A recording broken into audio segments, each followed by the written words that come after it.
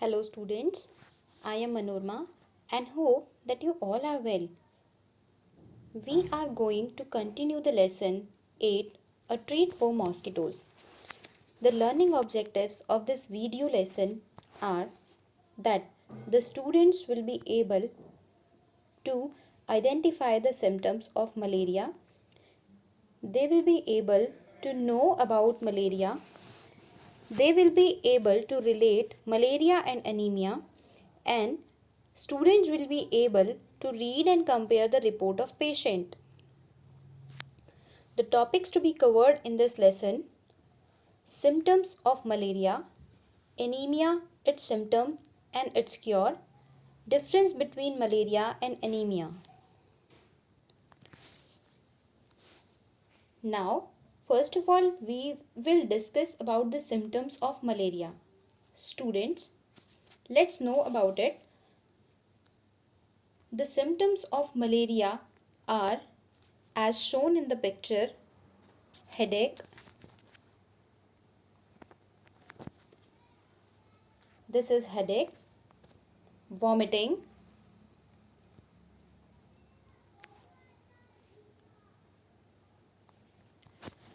moderate to severe shaking chills, high fever and sweating.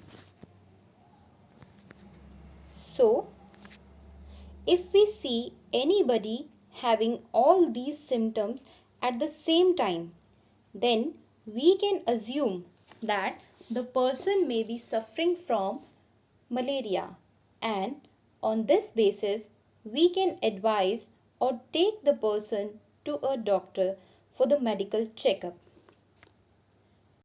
Now, have you ever listened about anemia? What is anemia? So, students, anemia is the stage of less hemoglobin or iron in blood. There are many reasons due to which anemia is caused, but one of the reason is the severe stage of malaria.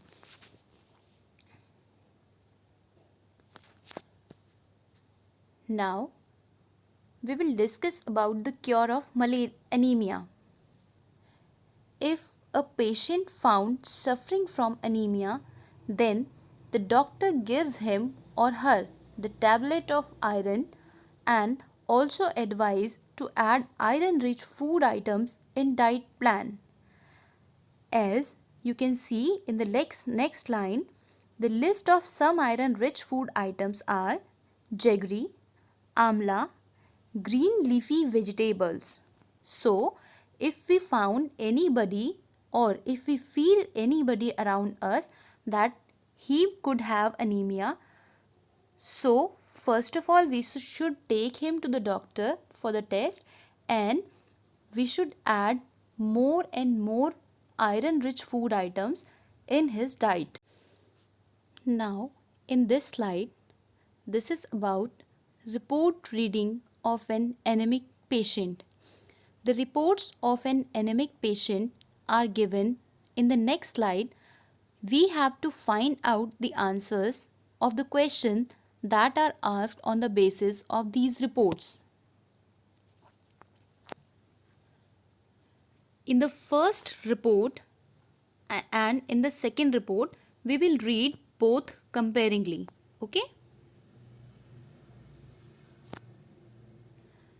The date in the first report is 26th June 2007. And the second report date is 15th September 2007. The name of the patient is Aarti. Same, the name of the patient is Aarti. The age of the patient is 12, and here also the age of the patient is 12. So, we can see that both the reports are of the same person. The first report is taken in the month of June and the second report is taken in the month of September. Now, come to the next.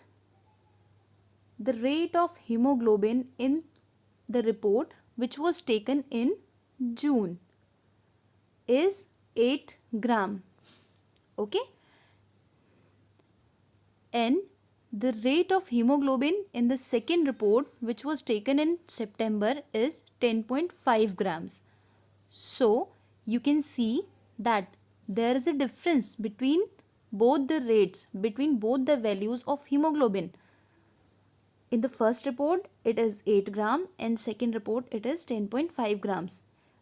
So what we can see, and we can find out that from June to September the hemoglobin rate in Aarti's blood has been go upwards.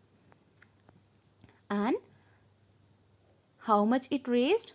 It was raised by 2.5 grams. Okay, and you can see the normal range in both the reports is same. This shows that this is the normal range of hemoglobin in anybody's blood level is 12 to 6 gram, and here also this normal range is same. So now look at the questions. Look at Aarti's blood report and find out the minimum required hemoglobin. So what was the minimum required hemoglobin? Minimum required hemoglobin means normal range. So what was the normal range in both the reports? 12 to 16 grams. The answer of the next question: how much did Aarti's hemoglobin go up and how long did it take for that? So we have calculated how much hemoglobin go up. 2.5 grams. And how much it take? So count, children, from June to September, July, August, September. It took almost 3 months to raise the level of hemoglobin from 8 to 10.5. Okay? Thank you, children. So, children, this was all about for this video lesson. Now we will continue this chapter in the next part, that will be the fourth part of this lesson. Thank you.